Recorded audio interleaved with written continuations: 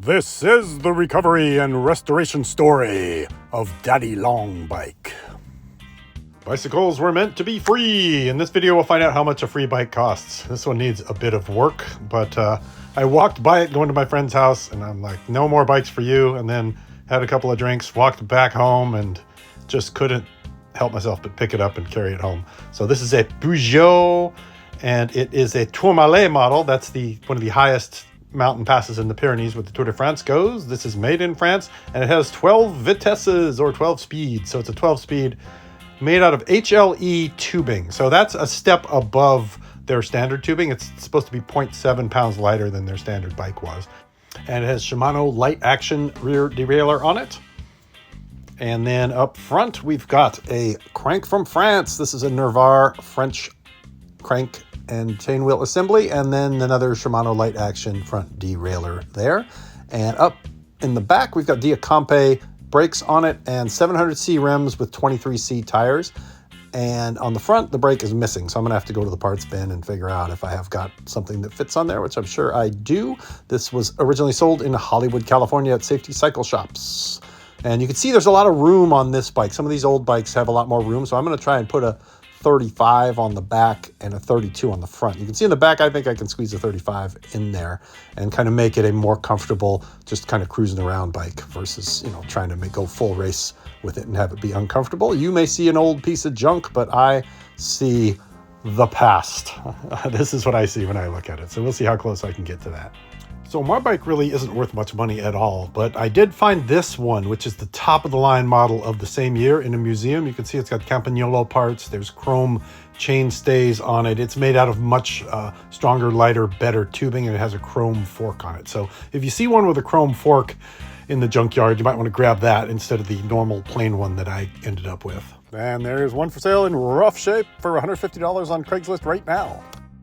And I put a coat of clear coat over it. So I want it to look old and rusty, but I don't want the rust to turn into holes. So I've painted this clear coat on it, and it's wet here, but once it dries, it looks pretty shiny. And here is the bike with a 35C tire on the back, 35 by 700, and then a 32C on the front, proving that they do, in fact, fit. And here's a look at the clear coat in the sun. You can see it is simultaneously beat up and rusty and shiny at the same time. Now you can go shinier. This is the satin finish, so it's not super shiny, but it does give it a little bit of shine and makes it look just a little bit nicer than if it was in its natural rusty state. So I've taken the little nut out of the adjuster. You can see on the back one, there's still a nut on there. That also means you could use this as a fixie because that's horizontal enough to move the back wheel around to fit a fixie chain. So moving the wheel all the way back allows me to fit the 35C tire. And there's a little look, even though the tire is not completely straight or the rim's not completely straight, it still does clear the frame, and I'm able to cruise around and have a little bit of cushion under my big fat butt while I'm riding around on this vintage machine. So with those fat tubes and tires on it, we put it on the scale and it's right around 24.5 pounds. So we're still under 25 pounds, which is pretty awesome. It is missing one brake, but other than that, it's complete. And that's 11.2 kilograms.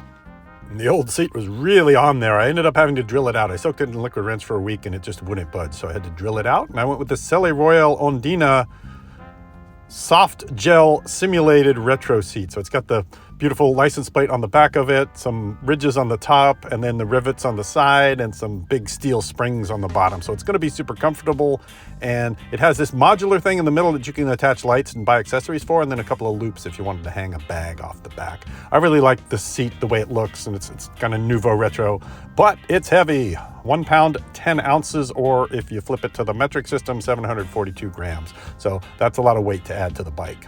And then I got this cloth bar tape from New Balance to kind of try to match the color of the seat. And because I'm too old and crippled to ride a race bike anymore, I got this gigantic stem to make it comfortable for me to ride, and I'm gonna put the bar tape on it. I'm gonna put this spongy grip on the grips themselves. Turns out that the stem I bought was too skinny, so I managed to modify a Trader Joe's can of corn into a shim to make it fit perfectly. And I'll put links to some of this stuff in the description. That's what it looks like with the spongy foam bars on it. So super comfortable. I also bought some whammy bar brake levers as well, so that I could use the brakes while my hands are up high on the bars versus having to go into the lower position.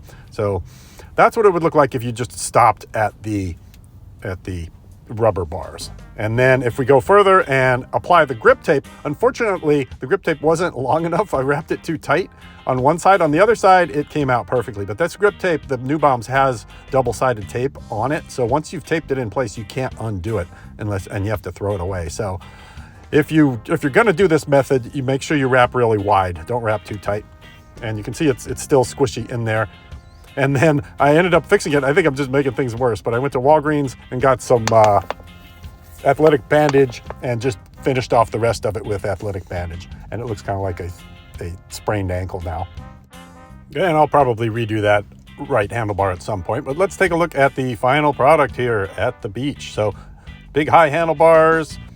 There's that back wheel. I did have to buy a new back wheel as well. And you can see how that 35 tire clears on the new back wheel. Not new, a good condition vintage one. And then I got the shifter to work. So that's the stock Shimano shifter on it, front and rear. I just kind of shined them up a little bit. Still got the French crank on it with a 52 and a 42 on it.